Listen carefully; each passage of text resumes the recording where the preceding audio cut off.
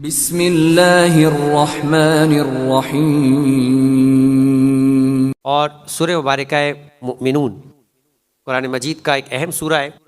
جمعے کے اعتبار سے خاص طور پر اس سورہ کے پڑھنے کے لیے بیان کیا جاتا ہے کہ جو شخص یہ چاہتا ہے کہ اس کا خاتمہ سعادت کے ساتھ ہو جائے، اس کا یعنی ایک تو وہ سلسلہ ہے کہ جہاں انسان اپنی زندگی کے اندر اپنی زندگی کے اعتبار سے یہ سوچتا ہے کہ میں حق پر ہوں، میں سعادت پر ہوں، لیکن حق پر اور سعادت پر ہونا اور ہے، حق اور سعادت کے اوپر خاتمہ ہونا اور ہے۔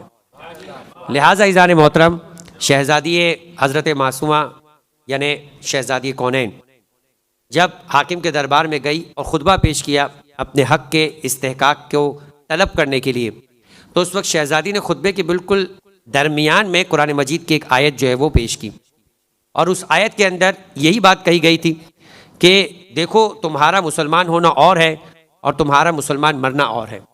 فَلَا تَمُوتُنَّ إِلَّا وَأَنْتُمْ مُسْلِمُونَ۔ قرآن کہہ رہا ہے مسلمانوں سے مخاطب ہو کر کہ دیکھو ہرگز تمہاری موت نہ ہو، جبکہ موت تو ہوگی، لیکن اللہ لگا کر یہ پیغام دیا کہ دیکھو ہرگز تمہاری موت نہ ہو مگر یہ کہ حالت اسلام پر، یعنی اس بات کا بھی امکان ہے کہ انسان دنیا میں مسلمان ہو مگر اس کا خاتمہ اسلام پہ نہ ہو۔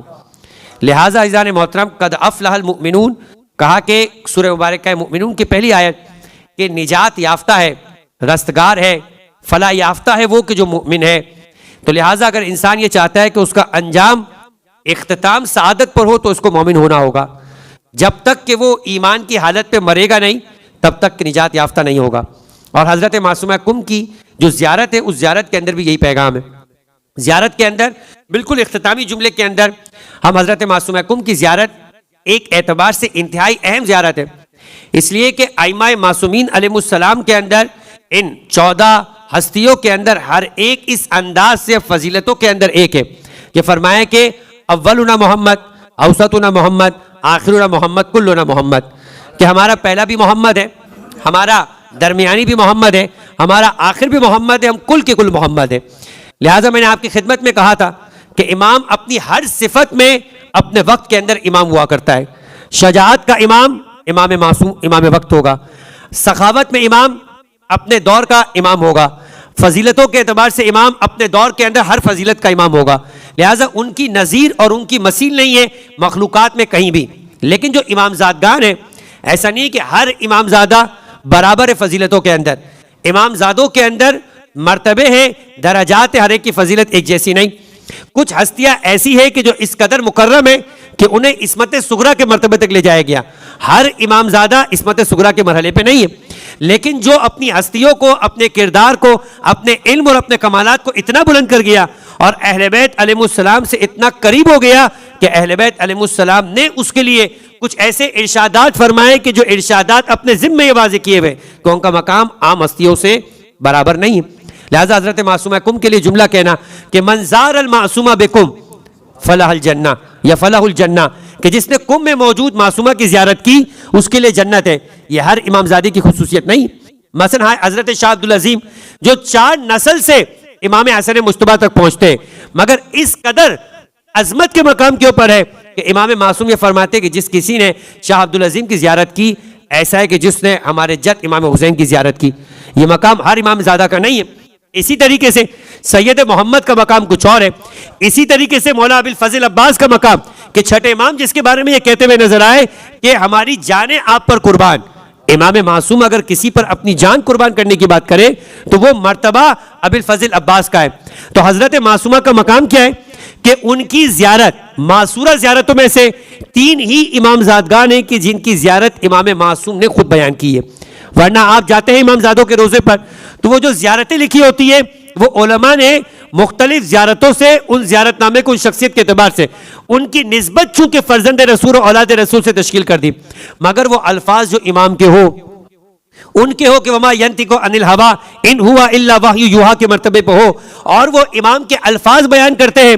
ہمارا اور آپ کا کسی الفاظ سے کسی کو یاد کرنا اور ہے، مگر نہ وہ جو کونوا مع الصادقین کے مرتبے پہ ہو، جب وہ کسی کو پکارے تو ان کا مقام کچھ اور ہے۔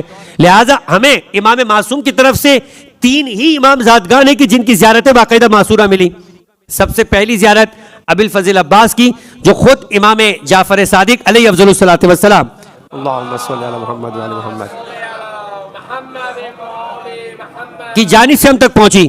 دوسری زیارت جو ہمیں نظر آتی ہے کہ جو امام معصوم خود بیان کرتے ہوئے نظر آتے ہیں وہ حضرت معصومہ کم ہے کہ جن کی زیارت جب سعد کے جو سعد اشعری ہے 8ویں امام کی خدمت میں پہنچا تو فرمایا کہ تمہارے پاس ہماری ایک امانت ہے.